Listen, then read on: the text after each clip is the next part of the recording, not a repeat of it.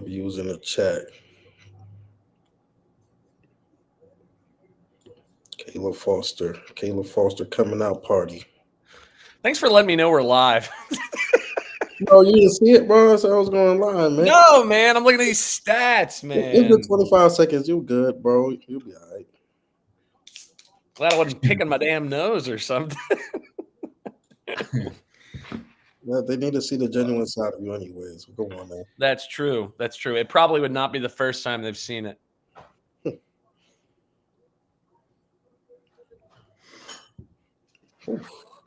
Yo, Ryan, you want to play point guard tonight? Yeah, I can. Let me just tweet this out quick because I haven't done that yet. Yeah, I mean, you can run the intro if you want. Yeah. Hold on, give me a second. Go for it. I don't like the tweet that it put out.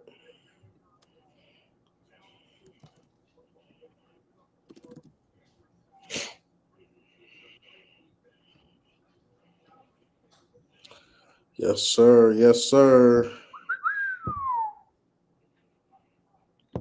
Michigan State stinks. I'm not gonna lie. I know. I'm worried if this win is baby, boy, do I have a stat. I've got a stat that's going to make you horny. Whoa. Gonna make you what?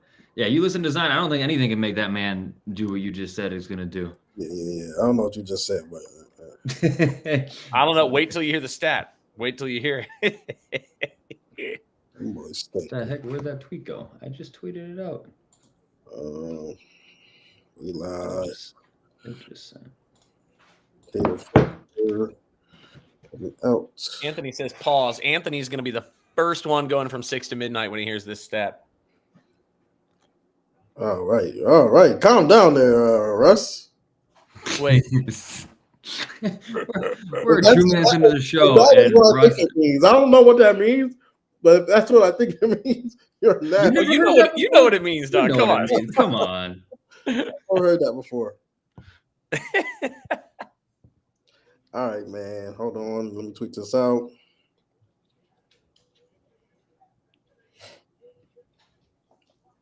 Lorenz game. There we go. All right, fellas. Let's get it started. Intro. Trying not to score and everything. We got about 30 threes or something. Yeah, I mean, we kind of felt that. We kind of feed off that energy. This place is amazing. Like I really love Duke, and I love the atmosphere I'm in here. Mark Williams, beast mode. Paolo first half, he had the cramping stuff. Fair enough. Beast mode.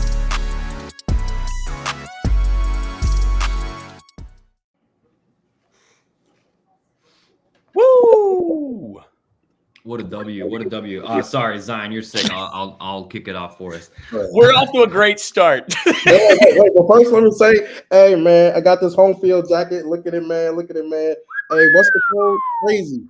Type in the code Crazy on home field. You can get this jacket too, man. This jacket is cold, man. Crazy. All right, Ryan, go ahead.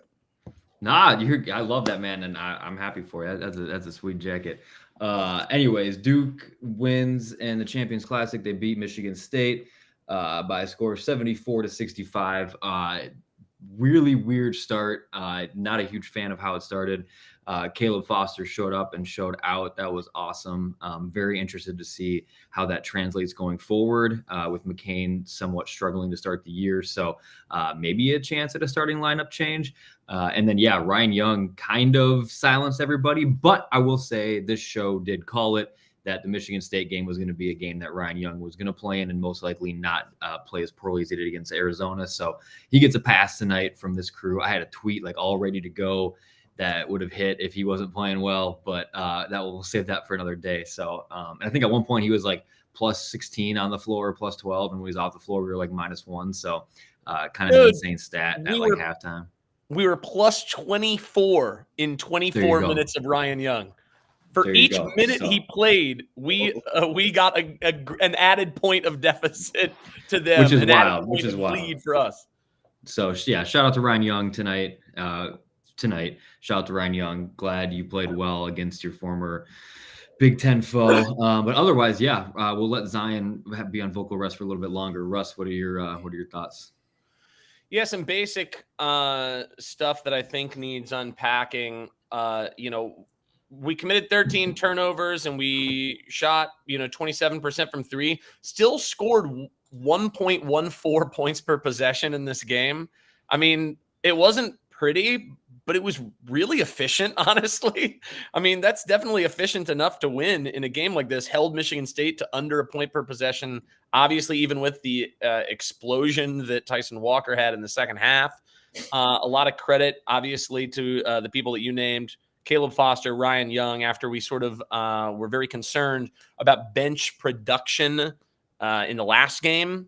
Huge bench production this go-around, 26 points off the bench in this game. I don't remember what it was against Arizona, but it was closer to 0. So, we'll take 26. Flip didn't have a great shooting game, but what a defensive performance from him for the most part. Really held down the fort inside, was aggressive, really setting the tone when we needed some big plays on either end. Once again, he's our dude.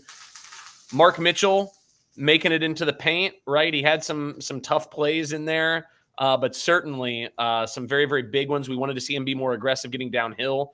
One of the things I tweeted about before the game, really wanted to see the team not settle for as many jump shots. I thought we did do that early in the game and also early in the second half. But then timeout, came out of the timeout, started driving, started feeding, right? Made some nice adjustments there.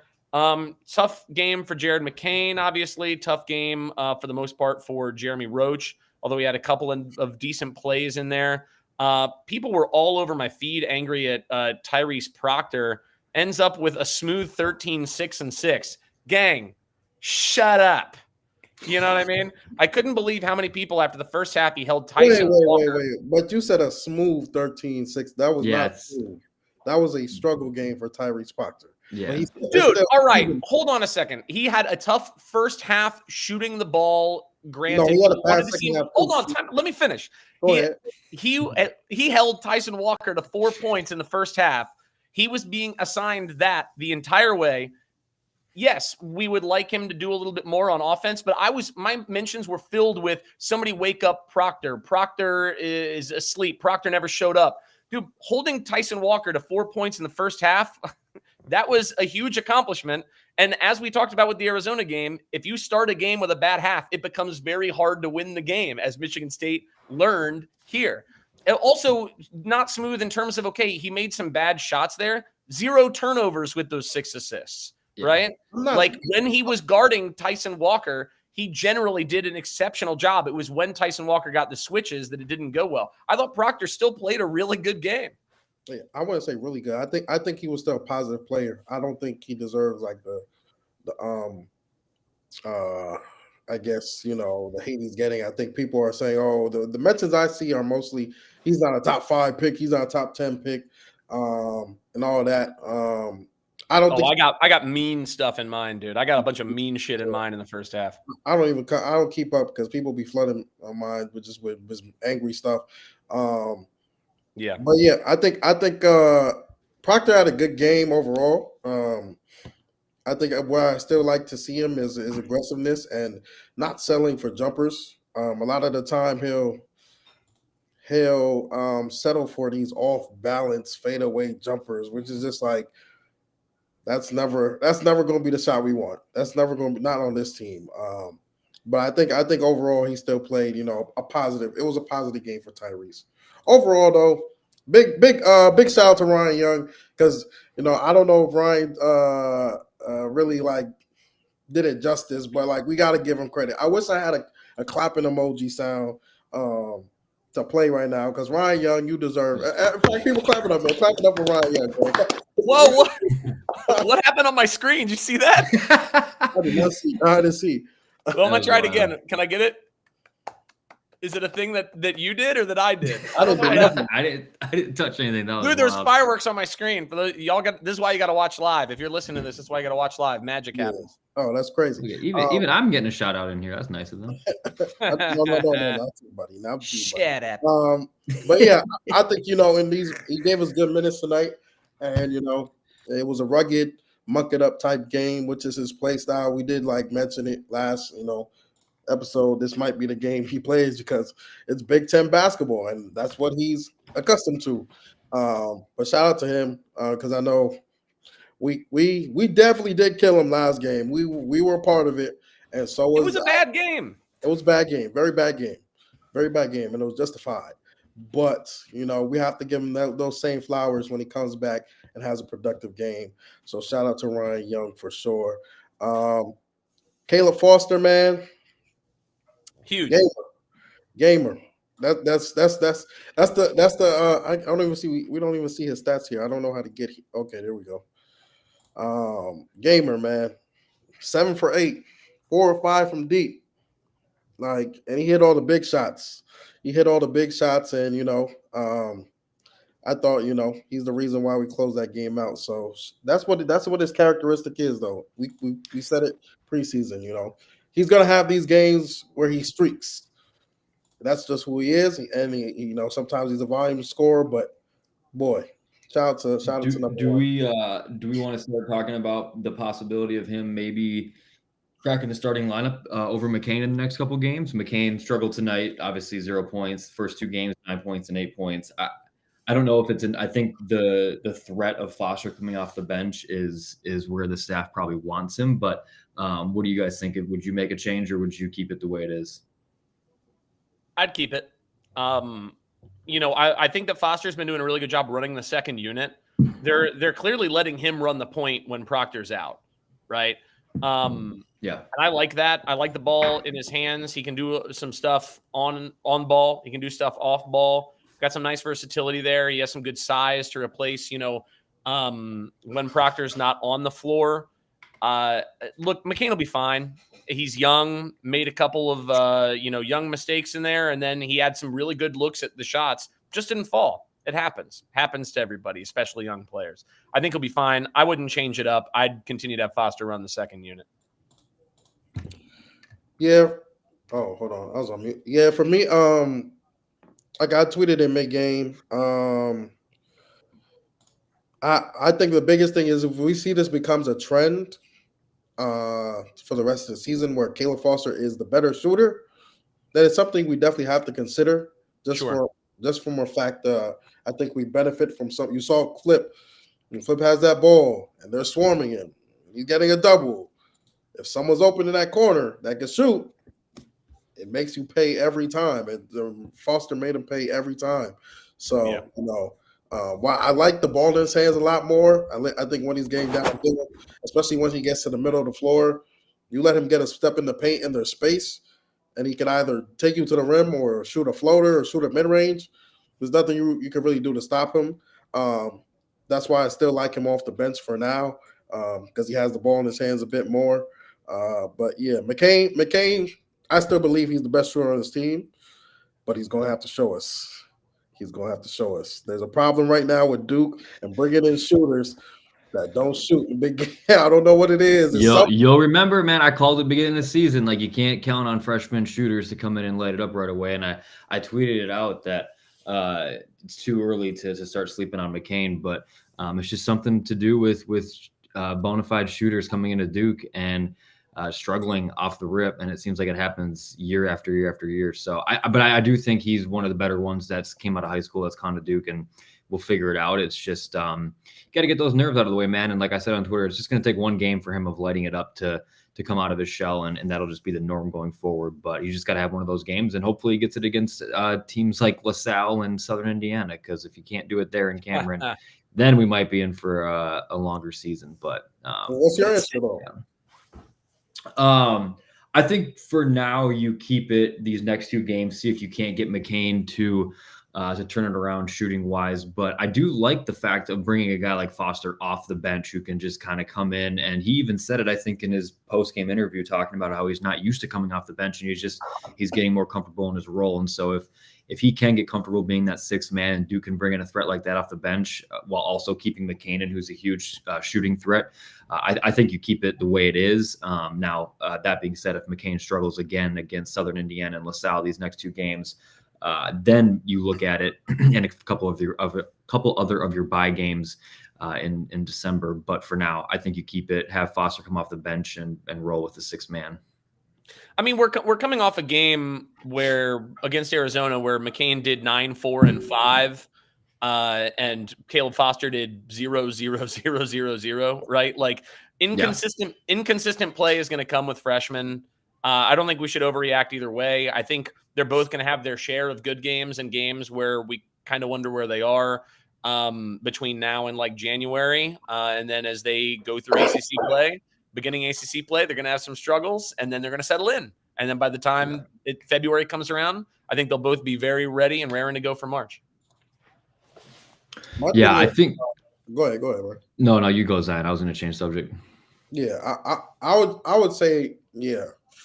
I don't want to definitely jump to conclusions, but yeah, I personally I want a 6-man of the year at Duke for once, and it does flex some type of depth, I guess.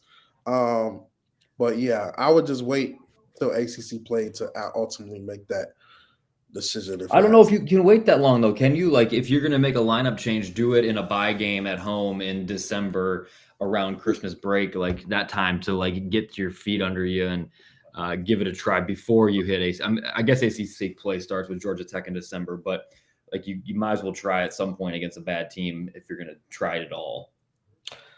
I think you can make that change. If the rest of your lineup has found their identity, I think you can make that change. Yeah, I guess. I think one thing to say about McCain versus Foster at this juncture, in today's game at least, somebody brought up the speed of the game. I think even more than the speed of the game, just the physicality of the game, the length of the game. High school players are not as long and as strong and as big as college players are, right? So Foster being taller, I would assume Foster's wingspan is longer. I think that probably plays some degree of a role in terms of his relative comfort, at least in this game versus the previous game. But then again, I thought McCain fared a lot better than Foster did in the previous game. We'll find out what happens in the long run. Yeah, I think the other thing I wanted to call out is a little bit of love for Mark Mitchell. It technically only took 3 shots, but he went to the line 9 times, went 9 for 9, which is awesome to see. He was playing bully ball quite a bit there and getting to the rim, just doing what he did all of last season and doing it really well. That's kind of like the Mark Mitchell game we saw all of last season, a very efficient game. So seeing him go 9 of 9 and providing an impact there was awesome. It just seemed like Duke, the changes that were made since the Arizona game were pretty apparent, and getting Mark Mitchell going the way he was this game.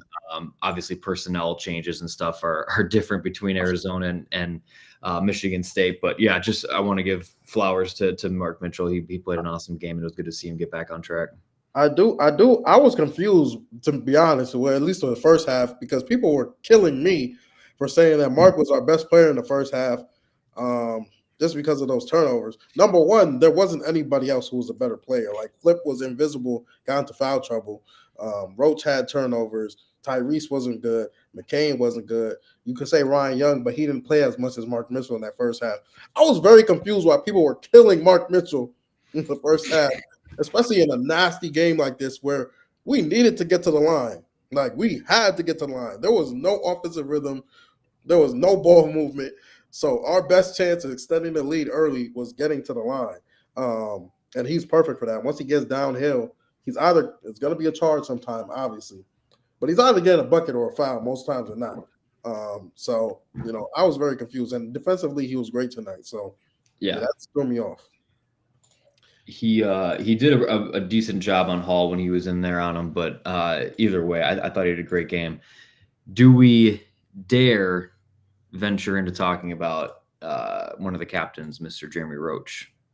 Feel like an underwhelming performance for the stage as being a senior on the team, playing in this quite a bit. Was part of the turnover machine in the first half. He ended up with 4 turnovers, only 7 points. Didn't shoot the ball that much, so like he did have a few assists and made the right plays, but those 4 turnovers were a little concerning, and not like just bashing. It just wasn't a overall flashy game by Roach in a game that I kind of would have expected. If I was going to pick somebody to have a bigger game, it would have been him. I mean, ish. I think he is who he is. You're going to get the good, and occasionally you're going to get the bad. I mean, yeah. I think that he did make some nice plays in there, just inconsistent. And again, we've talked about before that comment in the tournament. Then it's beast mode. He's had a couple of games in the tournament where he was not very good. Like, he's had great, huge performances, but I think that's part and parcel of being a small guard in today's college game. There are going to be days where size overwhelms you. I thought he looked overwhelmed at times. And I don't think that has anything to do with his experience versus their experience. I think it has more to do with he's a smaller dude. There was one turnover in the first half, I forget what it was, where he just couldn't see over the guy guarding him and tried to lob it up high to feed the big man or Mark or whoever it was. And just the other guy was there. I mean, it was as if he couldn't see who he was throwing it to when he threw it. Now, you could argue maybe he should be smarter than doing that. Sure. But also the captain probably feels compelled to make things happen out there. I think he is who he is. I think as long as we can put him on a guy defensively who isn't going to go off. The biggest mistake, obviously, was not his fault, but when he was allowed to guard Tyson Walker for a stretch there in the second half. I mean, come on. We can't do that. We know better. That's ridiculous. No. That's not his fault. The coach has to say, do not leave him. Double team him. Tyrese, you stay on him no matter what. Big men, double team him. If he pulls off a miracle pass to Carson Cooper inside, then you live with it. And that's kind of what they ended up doing, right? Like you saw towards the end, they were talking about it on the broadcast. They were just letting Malik Hall go to work down low. And Malik Hall was scoring some twos, but we were getting 3-point plays and we were getting a three here and there. Threes beat twos. So we were fine to make that trade-off. You just can't let Tyson Walker beat you. You can let Malik Hall try to beat you. You can't let Tyson Walker try to beat you. And, I mean, you have to give him credit. He's the only player on that team that's really, really good today. Bro, he just is. Stinks. Michigan State stinks. Yes. I agree. You heard me railing on him last week. Did we ever get? Oh shit! We lost Ryan. We were too busy. There we go. I'm back. Oh, there he is. Did we ever get your stat about the stuff that was going to make us all super excited, or did I miss that? Well, I have stats of the game. Would you like to hear my stats of the game, Ryan and Zion? Go ahead. I would. Yeah, I'd love nothing more. Because this is a sponsored segment, everybody. And our sponsor is CBB Analytics. The CBB Analytics is my favorite site to break down stats. You've seen me posting a bunch of these stats earlier this week. I mean, they have so many different splits. They got the last 5 games. They got the last 10 games, home, away, stats versus the quads, date range splits. They've just got so many ways to break up stats. They got a bunch of cool charts. You've probably seen some people posting the shooting charts for their teams. I posted one from Duke the other day. That's CBB Analytics. They've got a bunch of lineup stats. That's kind of how I was breaking down earlier in the week. Well, how do we know what happens when Flip is on versus Young versus both, right? You can use that site for that. Also, if you follow the Lady Blue Devils, they've got some women basketball stats as well. All the same stats there. There is a discount code Crazie, CRAZIE. Discount for users who use this coupon is $40 off. That is a nice chunk of change when you're signing up. So if you really love some incredibly dope stats, you've got to sign up for CBB Analytics. My stats of the game. First one, I tweeted this before that Michigan State was 97th percentile in fast break points per game coming into this game, 98th percentile in terms of the percent of their points coming on fast break possessions. 29.3% of their points coming into this game were on fast break. Tonight, only 16.9%. And honestly, that could have been less. It was way less in the first half, right? Yeah. So that's an incredible stat. But the one that really gets me excited, Ryan, I said I was very concerned that last year, 44.3% of our buckets were assisted. You know what? I'm now realizing that I might have written down the wrong thing. Oh no. Well, I won't share the comparison. But tonight we had a 77.3% assist rate. Okay. 77.3% of our baskets were assisted. That is an absolutely phenomenal stat for a team like you know us. what's crazy about that stat? Our offense Yeah. was terrible. Like that's what I was just thinking. But you know why that is? Because when we're going ISO, they're not going in. Mm-hmm. And when they're going in, it's because we're running offense. When we are running plays and passing and moving the ball, switching the side of the floor, we're getting great looks and we are converting on those looks at an incredibly high rate. It's just when we decide to go hero ball. And also the other thing, Zion, about that is a lot of those possessions in which we were just going ISO ball, they didn't result in shots. They resulted in us just giving the ball away to the other team, right?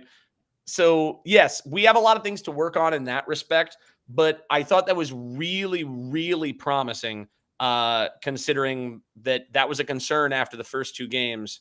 The sheer amount of assists that, we would really, really like. I'm trying to figure out what our 2-point percentage in terms of like assisted 2-pointers was, because that was the one that I was about to cite that alarmed me the most. I'll have to figure that out and tweet it later. I don't have it in front of me right now. I wrote down the wrong thing, but it's still really, really cool. Really, really cool that we passed so much.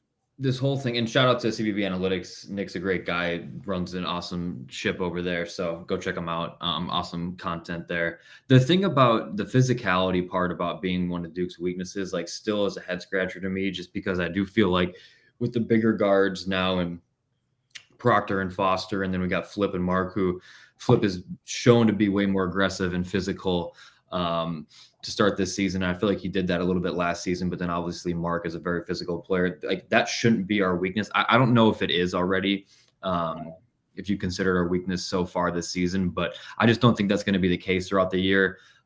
This team's too experienced, and too big to get bodied by anybody anymore. So I'm not going to buy that this year. I think my biggest concern going into the rest of the season is really just the offensive play. We just have started slow. Never really seemed like there's been much of a flow. The second half was obviously a lot better tonight, but just hopefully that's just going to take some time with some of the newer guys and figuring out rotations and stuff and be matchup dependent. So I'm hoping the offense can turn it around, play two really good teams and haven't scored 80 points yet, which isn't a huge problem. Two really good defensive teams, but just seeing where the offense goes and transitions to throughout the season is going to be what I'm kind of looking forward to.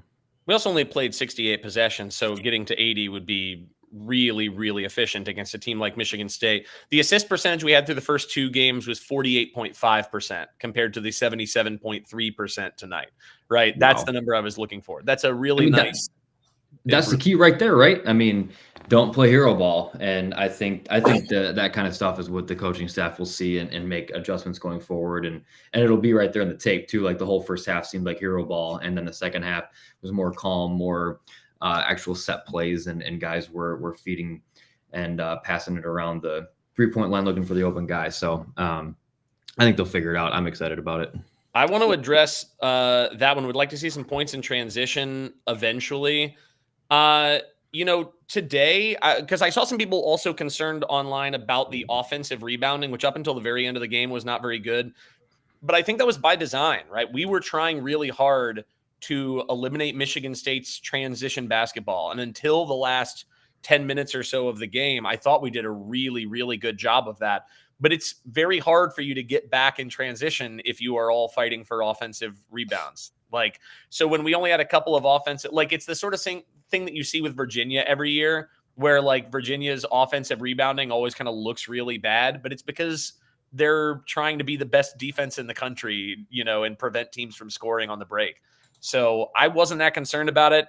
Again, we were 77th percentile in fast break points in so far this season, small sample. Until today, obviously, we did not score in transition today at all, really.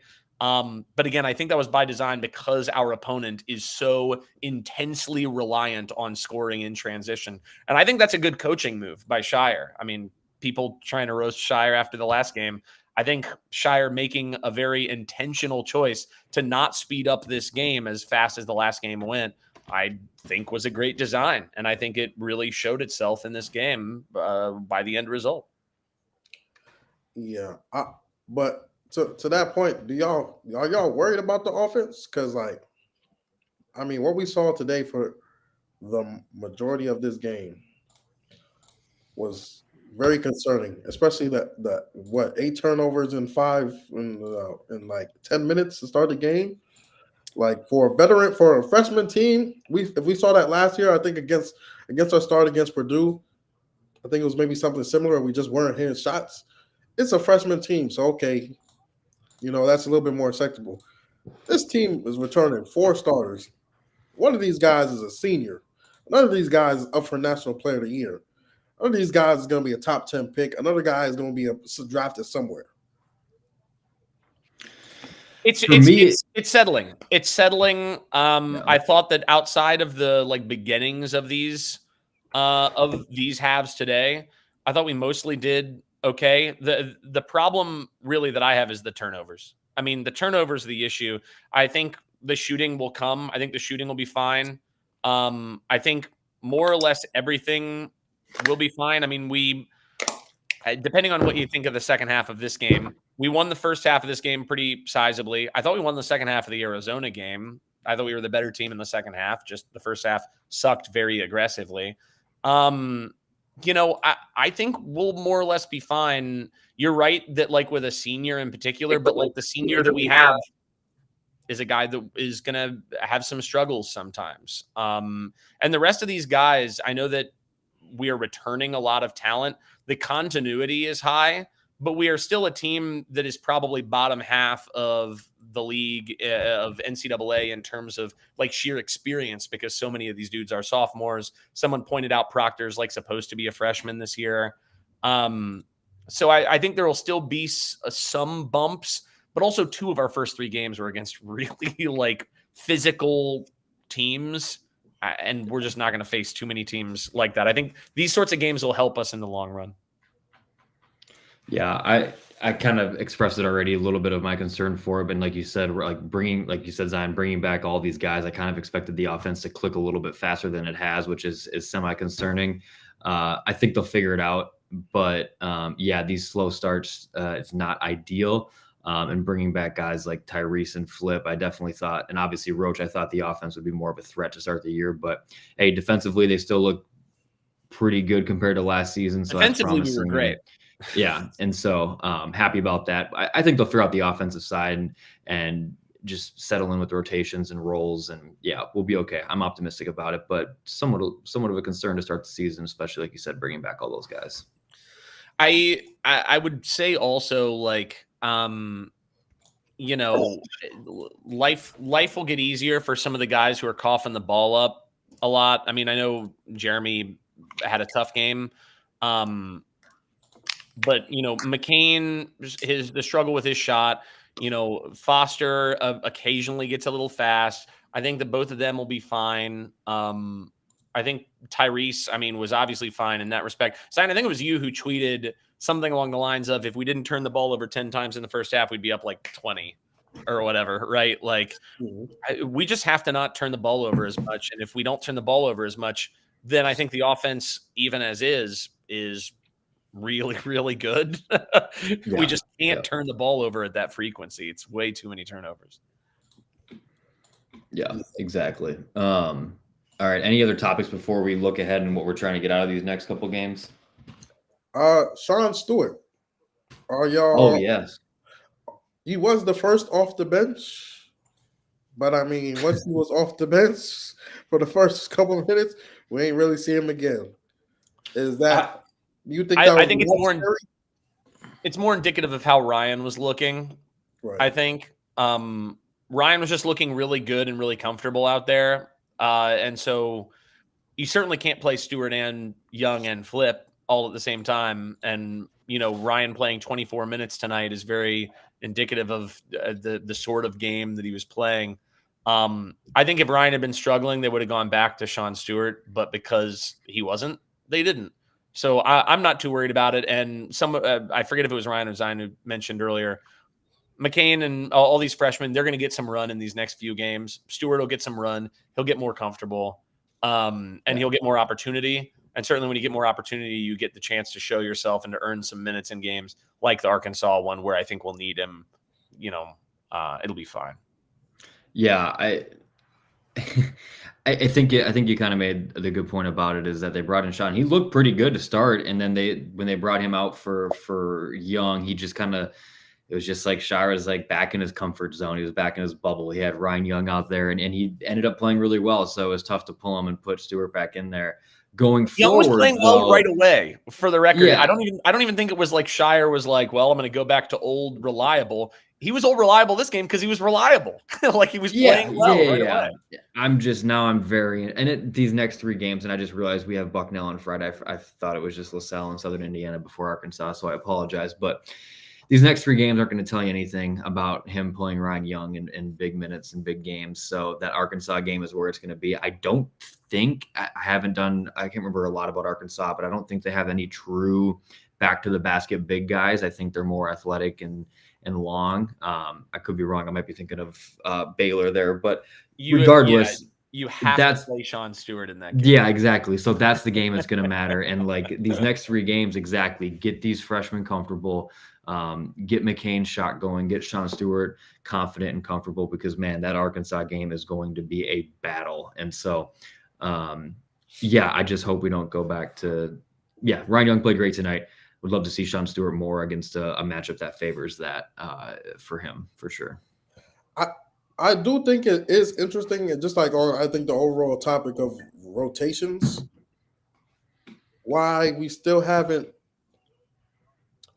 given TJ like a look early in the season. I guess tonight maybe would have been a game that's maybe too physical for him. Like he's probably not the best defender. I mean, we watched him a little bit in the minutes he played, and I remember texting Russ like he may not be a great defender at all. Those are nice words, but I do think for a team that was supposed to be deep, we're already at what, 8? Yeah, 8. The rotation is 8 right now, right? I mean, and honestly, it's been largely 7. It's 9.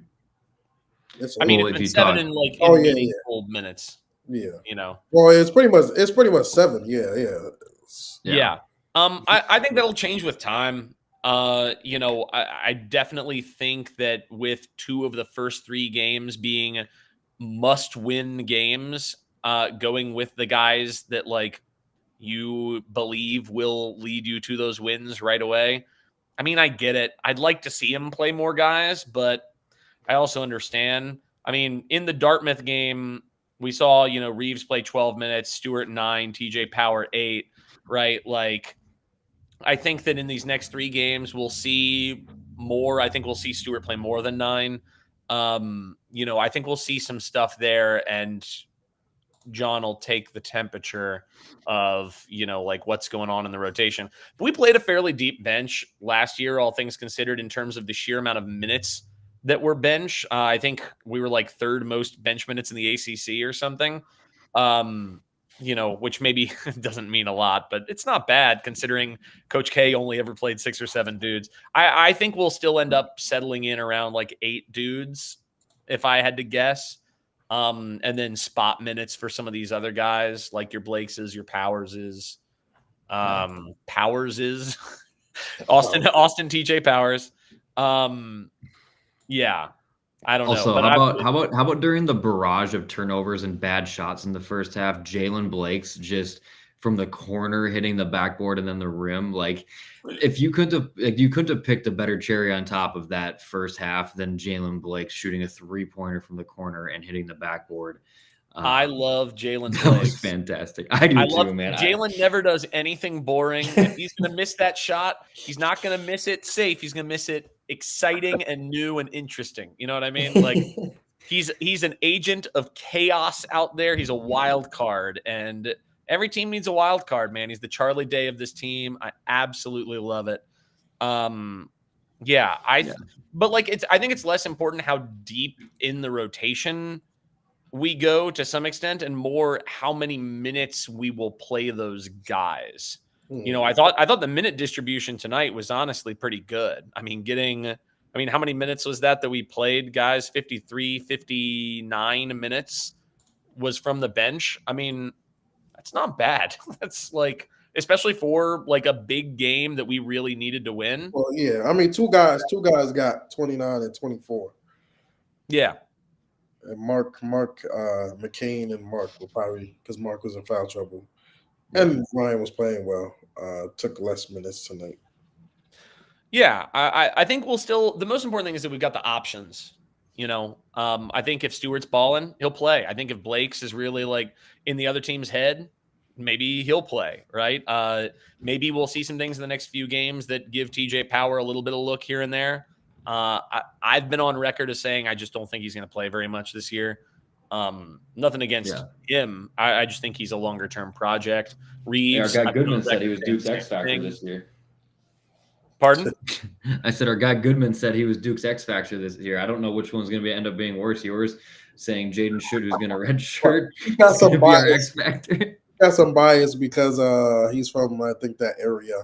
He is. Yeah, he is. He follows the NEPSAC pretty closely up there in Mass. But yeah, Russ, we're not going to let you live that one down yet. Sorry. I mean, I don't care. It'd be pretty like when you're a guy like Goodman, you're probably going up and you're seeing a couple of practices. I mean, if Power couldn't miss in those practices, then you're like, we got something here. You know what I mean? Like, I'm sure he was just reporting what he saw at the end of the day. But I guess on that note, any comments on Jaden Schutt redshirting? I mean, Russ called it. No, Russ sources. Russ got sources. Apparently. Yeah, it's right. Insider Russ. Russ is the insider. Insider Russ. Did Shire allude to an injury? Was I crazy in thinking that was an illusion that occurred in the presser? It could have been a PR move, to be honest. Sure, I don't doubt that, but I just wanted to make sure I wasn't crazy in thinking that he alluded to it.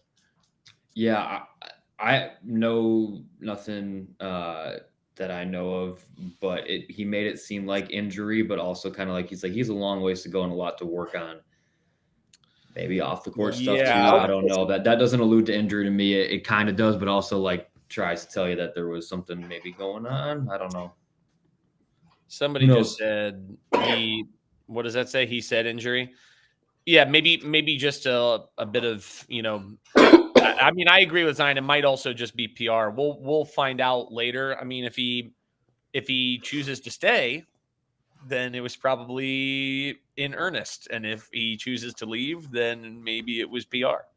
I think we'll find out later. Yeah. But I think it makes sense. I still think he's a baller, but yeah, I personally think he's doing this and will be back. I don't like. I feel like if you're going to redshirt at Duke, you might, like, if you want to get out of Duke as fast as possible, be eligible somewhere else, you would have transferred either before the season or at least coming back. Christmas break. I think he's coming back. I think he'll be back next year. Hey, no way. He made the comment he made on 247 Sports in their like preseason interviews talking about it. There's no way he went from saying that to like a month later, if that, being like, I'm redshirting because I'm transferring. Like, it would be weird. He claimed like he's never ran away from. That was a big time difference. Like when he did say that quote, he still had a chance to compete for a spot. When he realizes he lost that spot, and now, oh look, Duke is bringing in Cooper, Khan, Isaiah, maybe VJ, Darren Harris. Oh no, TJ Power is still coming back next year. We might get back. You know, we might get Jared. He might have said that comment before the Khan commitment too. I don't know the timing of it. Again, I love what the tape that I saw of him in high school. I think he's the sort of dude that John would love. I think he's the sort of dude that Duke fans would love if he got some run. But especially if we get VJ, that is an incredibly crowded backcourt. And yeah, like I said, I mean, Mark is saying it too. We'll see what happens. I would love to have him back. I think we need dudes like that.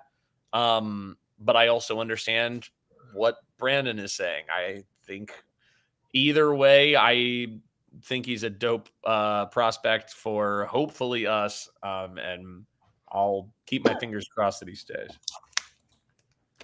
Yeah, I think he stayed. I hope he stays. It just would seem like if you were going to transfer, you could do it now and also redshirt this season. So you'd still couldn't you do that as well? Like, why stick around? I don't like that he's a poor man Grayson Allen comparison. The only reason that people say that is because he's white, dude. That's it. Literally, yeah. That's all it is. Ryan, no, he doesn't get anything from leaving right now and going to a school. Yeah, Zion made this point on a previous pod. He's not going to play at the school he goes to because but at least you get familiar with everybody. But it doesn't do anything because they could recruit somebody in now. It's a different. I think he's just benefiting off a number one school and number two facilities and practicing against the best, one of the most talented teams in the country. Every day. There's also obviously always a world in which, because he's not a dude who's a future NBA player, right? So he may just love Duke. That's what I'm saying. Like, I love dudes who just love the school, like mess with the school in a big way. I would hope that he would stay, but who knows? Boy, Duke be brave. He's definitely ready to be drafted for sure. I think he'll be fine. What is AJ Hogard saying? It's because of the thing at the very end. What happened at the end? I missed it. I was getting this ready. It got a little chippy. AJ Hogard gave him a big foul, and Proctor sort of gave him the old Aussie stare down a little bit. And, and Hogard had a couple of words for him, which is pretty rich, considering he put up a hefty 1-8 shooting performance. So far this season, he's sitting on a sweet 0-7 3-point shooting through 3 games. We call that the Jack White special. He's messing up super hard. And I mean, he had some assists today. God bless him. But he's looking suspect, dude. He's a career 26% shooter from 3. That is beauty. Beauty, dude. Yeah, Kevin, you're on the wrong stream, buddy. Yeah, next topic. I would make a Guangdong Tigers joke, but he's not good enough to play for the Guangdong Tigers, dude. Guangdong Tigers can hoop, man. They need guys who can shoot. I like Jack White. That's not fair. It's more about the fact that Jack White had a really, really tough shooting stretch, and right now Hogard is definitely in a tough shooting stretch. It's called his career. Boom, roasted. Boom. Got him. I'm sorry. I'm sure he's a really nice guy. That's a cool moment. A really gritty and lunch pail performance from him. We don't need to speculate on who's going to go pro anyway. I think that's not conversation we need. But I do think that Proctor is absolutely ready to go pro by the end of this by the end of this year, by the end of the season. I mean, his defense alone tells you a lot. His assist to turnover rate over a pretty lengthy period of time going into last season tells you a lot. He does need to shoot the ball, but he's got really good size. He's shown some flashes. His free throw shooting is good. I mean, I would take him in the first round without thinking about it. I would have taken him last year in the first round and not thought about it. So I think Flip and Proctor are both pretty safe first round picks. You said who you taking in the first round? A Proctor, but also Flip. I would take both of them in the first round this coming season. I think they're the two guys that project as definitely first round picks. Yeah, for sure. Yeah, and then the rest of the guys, it depends how they play this year, right? There's a lot of game to be played. Caleb Foster. Does anyone else the shot is a little funky when it comes out, but the art is so nice. You know what I mean?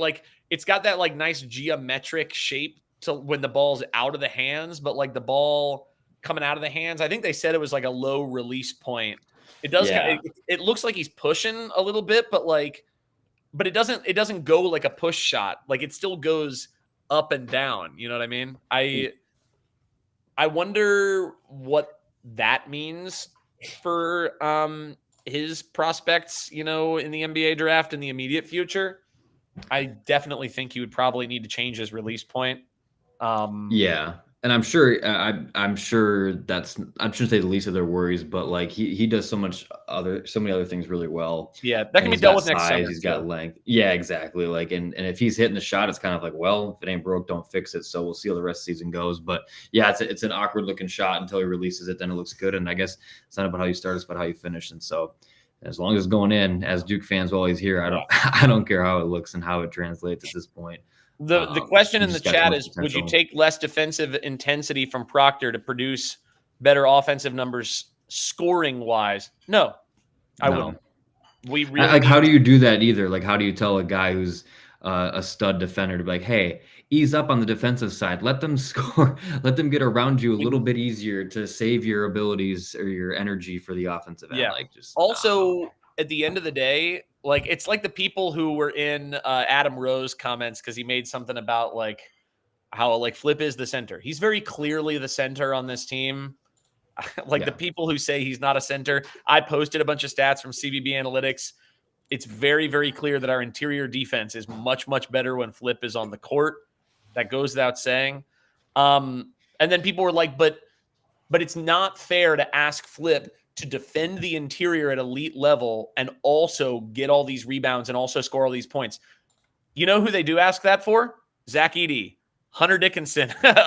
All the big name people have to, Armando Bacot has to do, and he's on a lower level than all those other guys. But like guys who have to carry a big load for their team have to carry a big load on both ends of the floor.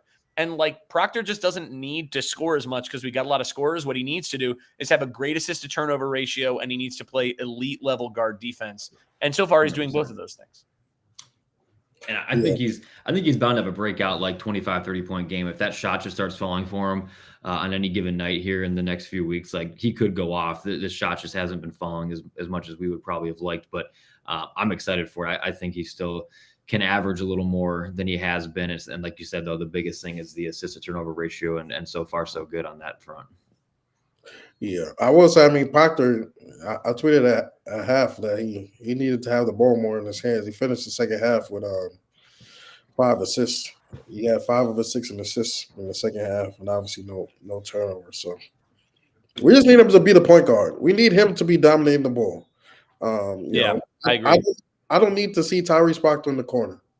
I need to see Tyrese Proctor on top of the key. I need to see Jeremy Roach in the corner and McCain in the corner and sometimes Caleb. But Tyrese should have the ball in his hands most of the game. Yeah. Sizably the second highest plus minus in the game. 13-6-6 with 2 steals and a block for Proctor. I mean, the shooting splits, 33% shooting, not optimal, but also not devastating. You know, I think ultimately at the end of the day, he played probably one of the 3 best games on the 3 best players on the court tonight. You know? Yeah, I agree. Sorry, I just got caught up in my Wolves are playing, and the Wolves and the Warriors got into a fight a minute and a half into the game. The Minnesota Timberwolves? Yeah, come on, now, best team in the NBA, of course. For now. What anything else in regards to looking ahead, Ryan, since you had said, is there something that we need to accomplish other than maybe getting the freshmen a little more comfortable? Is there anything we need to accomplish before that Arkansas game other than winning? It's tough because like you're playing teams, like I said, Bucknell, LaSalle, and Southern Indiana. Like awful I could sit here and say like I would love to see them get off to a fast start. But, like it's easy to do against those teams. So like, just more ball security, I guess. I don't know anything about these 3 teams besides they're bad. So just like making smart decisions. And you already said the freshmen coming to their own, so I can't say that, but that's really all you really can look for is to get those guys minutes, get their confidence up, and just really have McCain's shots start falling. So two of them are 2 of the 30 worst teams according to Ken Pom in the NCAA. Perfect. And that kind of tracks with, you know, what their recent stuff has been. What we need to be doing is like goosing our numbers a little bit and beating these teams by like 35-40. That's what we need to do. We need to run up. We need to run up the numbers on these dudes. Do the old who's the team? I think it's Iowa that every year they're always like so mid in their Big Ten play, but like pre-conference play, they beat teams by like 70 at home. Yeah. And then they always seem so incredibly legit. It would be nice to do that a couple of times. I think that would be sweet. It would certainly justify the existence of this MTE, instead of going to Bahamas or Maui or whatever, for us to be playing these booty teams. Juicing the numbers would certainly help in that respect. And then anything that we would want to see, I guess we'll have a podcast for the Arkansas game, but sure. I think that's the hardest game of the season. Yeah, I agree. That atmosphere is going to be crazy. It's going to be insane. I can't wait. I will say one thing to say in Duke's favor in regards to that. I guess I don't know what their MTE is. They might end up playing a better team, or not a better team than us, but like a decent team. But like right now, they have not played any good teams. Oh yeah, they're doing the battle for Atlanta, so they'll beat Stanford, and then they'll have to play Memphis or Michigan. Both of whom have looked really good. So yeah, they'll be pretty battle tested too by the time they come back home to see us. And we will have just sort of, cakewalked through, some toilet paper tigers. So I don't know what that means in terms of expectation level. But yeah, that's going to be a really, really tough one. Yeah, for sure. To wrap it up, I think somebody asked a question, do we do this after every game? No, once a week or so probably is the goal, maybe a little bit more depending upon the schedule. But yeah, any other closing comments, you two? Zion, I know you're feeling like dog right now, so get you out of here. Good, nasty basketball win, but we got the win, and that's all that matters, man. You just learn from it, move on. Wow, this person said kick Ryan off. Wow, Sean Smith. Wow. I've been seeing some of his comments. He's not my biggest fan tonight or ever, I guess. So appreciate you watching, Sean, but I'm not going anywhere. He's not going anywhere, buddy. He doesn't like Minnesotans. Hey, big shout out to both Home Field and CBB Analytics. If you want super cool clothing, or you want to know all of the very, very awesome stats that I've been looking at, go to either of those places, Home Field Apparel or cbbanalytics.com. Use the code CRAZIE, CRAZIE. You'll get a discount. Strongly recommend both. And again, if you support those things, it helps support our show. So that really would mean a lot to us. Also, download the podcasts when they drop. That would help a lot. And hit the thumbs up on the YouTube stream. Would also help a lot. Absolutely. Get well, Zion. We'll be back live. Who knows when? Not after Bucknell, but some other time. Appreciate y'all. Peace. Later.